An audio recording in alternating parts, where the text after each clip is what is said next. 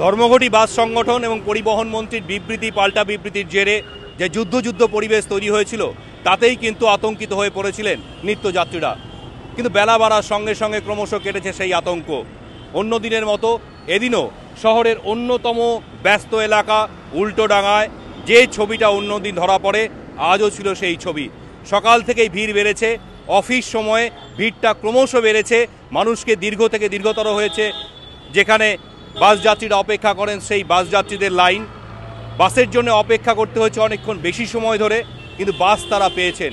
সম্পূর্ণ অচল হয়নি যান পরিবহন।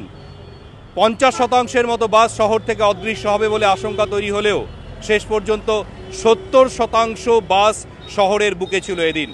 মিনিবাস সংগঠনগুলো ধর্মঘটে সামিল হওয়ার যে ঘোষণা করেছিল তারপরেও প্রচুর মিনিবাস দেখা গেছে এদিন শহরের রাস্তায়। ফলে সমস্যা ছিল, দুর্ভোগ ছিল, তা সত্ত্বেও সচল ছিল কলকাতার পরিবহন।